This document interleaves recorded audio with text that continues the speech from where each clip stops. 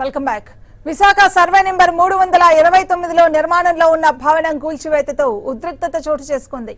దేవాదాయ శాఖ స్థలంలో భవన నిర్మాణం చేపట్టారని అధికారులు కూల్చివేత పనులు మొదలుపెట్టారు. మరోవైపు స్థలం యజమానులుగా చెప్పుకుంటున్న వారు కూల్చివేతకు అడ్డు తగలడంతో పరిస్థితి ఉద్రిక్తంగా మారింది.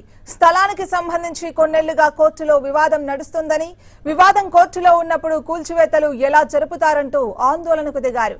దీనిపై మరింత సమాచారాన్ని మా విశాఖ ప్రతినిధి మూర్తి అందిస్తారు.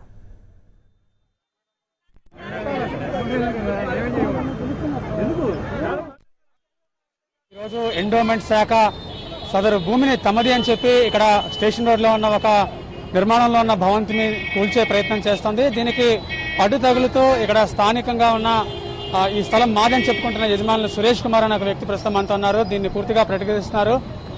ఈ భూమి ఈ నిర్మాణం తమదే అని చెప్పి క్లెయిమ్ చేసుకున్న పరిస్థితి ఉంది. ఆయన ప్రస్తుతం అంటున్నారు. మీరు చెప్పండి, అసలు ఈ భూమి మీకు ఎలా వచ్చింది, ఎప్పటి నుంచి మీరు దీన్ని అనుభవిస్తున్నారు? 1933 నుంచి 1933 ఫస్ట్ రిజిస్ట్రేషన్ సార్, తర్వాత 49 second registration sir, 49 56 third registration sir, 56 తర్వాత 69 fourth registration sir. K Suryanarayanamurthy and K Satyavathi ఇద్దరు పేరు అండి. ఆవిడ మా మేనత్ అండి, ఆయన అల్లుడు అండి, ఈయన వెంకటరావు గారు. అంటే మేము ఆల్రెడీ ఎండోమెంట్ వాళ్ళు ఇది మాది అని చెప్పి 2001లో కోర్టుకు వెళ్ళారండి. వెళ్తే కింద కోర్టు ఇది ల్యాండ్ గ్రాబ్స్ కాదు వాళ్ళదే అని చెప్పేసి మాకు హైకోర్టు ఆర్డర్ ఇచ్చింది సార్. ఆర్డర్ ఇవ్వండి, నా దగ్గర ఉంది. సేమ్ మళ్ళీ కింద కోర్టు అయిపోయిన తర్వాత పై కోర్టుకు వెళ్ళారు. అక్కడ కూడా ల్యాండ్ గ్రాబర్స్ కాదని చెప్పి హైకోర్టు ఆర్డర్ ఇచ్చిందండి. ఇచ్చిన తర్వాత మా ఉద్దుతో పని పూర్తిగా పడిపోయిందండి, పాడైపోయింది. సరే డబ్బులు కట్టుకుందని చెప్పి స్టార్ట్ చేస్తే రీసెంట్ గా వచ్చి ఇక్కడ ఎటువంటి construction if not any construction అని చెప్పేసి చిన్న పేపర్ రోడ్ అడ్డించి వెళ్ళిపోయారు ఎండోమెంట్ వాళ్ళు. మేము ఆ ఫోటో తీసి హైకోర్టుకి వేస్తామండి.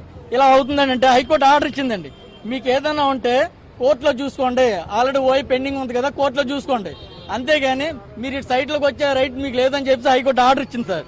ఇచ్చిన తర్వాత రీసెంట్ గా ఈ మేడం వచ్చి ఏసీ గారట, శాంతి ఆవిడ పేరు, ఆవిడ వచ్చి మీరు ఎలా కట్టేస్తారు అంటే మేడం మా దగ్గర హైకోర్టు ఆర్డర్ ఉందండి అంటే హైకోర్టు ఆర్డర్ ఉంది సార్, డోంట్ కేర్, నాకు ఆల్రెడీ 2 కంటెంట్ నా మీద ఫైల్ అయి ఉన్నాయి, ఇది 3వ అవుతుంది అయినా ఐ డోంట్ కేర్ అని చెప్పి అంటే నేను మా హైకోర్టు అడ్వకేట్ తో ఫోన్ లో మాట్లాడిస్తా అండి, ఆయనతో కూడా ఇదే మాట్లాడిందండి ఆవిడ. కనీసం వీళ్ళ కోర్టు నుంచి ఏదైనా ఆర్డర్ వచ్చేటాడు కనీసం మాకు ఇంటిమేట్ సైట్ ఓనర్ ఇంటిమేట్ చేస్తారు. ఈ కేసు ఎవరితో వాదిస్తారు ఆ తాలూకు లాయర్కి కానీ నోటీస్ పంపిస్తారండి. ఏమీ లేదు సార్, మీరే చూడండి, అడగండి వాళ్ళు ఏమైనా పంపించారని అడగండి. ఒక్కటి లేదండి, వచ్చి ఇమీడియట్ గా వచ్చేసి మేము రాత్రి కడిస్తే బిల్డింగ్ అండి ఇది రాత్రులు కడిసుకుంటారని చెప్తా అన్నారు.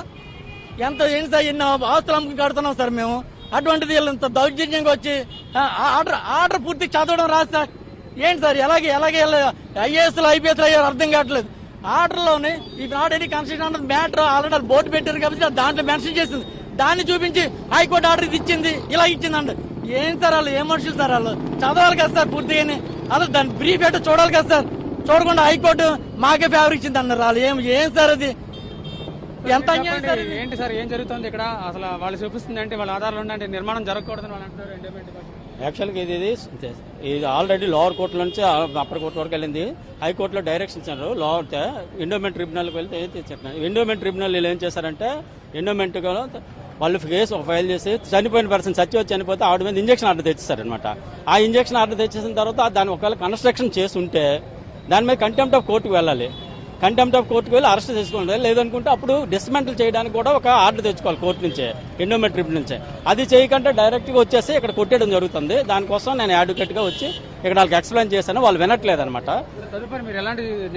కోర్ట్ ఆఫ్ లా వెళ్తా పోలీస్ కేసు పడదాం, అనాథరైజర్గా వచ్చి కన్స్ట్రక్షన్ డిస్మెంటల్ చేయడానికి లేదు కదండి.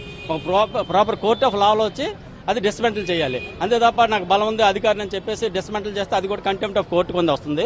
కంటెంప్ట్ కోర్టు కింద ప్రొసీడింగ్స్ అవడం జరుగుతుంది అనమాట. కోర్టు ఆదేశాలు లేకుండానే వాళ్ళంతటా వాళ్ళు వచ్చి ఎండోమెంట్ డిపార్ట్మెంట్ వాళ్ళు ఈ కూల్చివేతకు పాల్పడుతున్నారనే ఆరోపణలు అయితే బాధ్యతలు తరపునిస్తుంది. మరోవైపు ఎండోమెంట్ అధికారులు ఇది ఎన్నాళ్లుగానో నోటీసులు ఇస్తున్నాము, వాళ్ళు ఖాళీ చేయడం లేదు. ప్లస్ దాంతోపాటు నిర్మాణాలు వద్దని చెప్తున్నా నిర్మాణాలు జరుగుతున్నాయని చెప్పి అసిస్టెంట్ కమిషనర్ శాంతి చెబుతున్న పరిస్థితి ఉంది. ఇది పూర్తిగా న్యాయపరమైన అంశాలతో ముడిపడి ఉన్న అంశం. భవిష్యత్తులో వీళ్ళు వేసే తదుపరి చర్యను బట్టి దీని మీద ఎలాంటి పరిణామాలు ఉంటాయన్నదే వేచి చూడాల్సిన అంశం. వీడియో జర్నలిస్ట్ చంద్రరావుతో మూర్తి, టీవీ5 న్యూస్.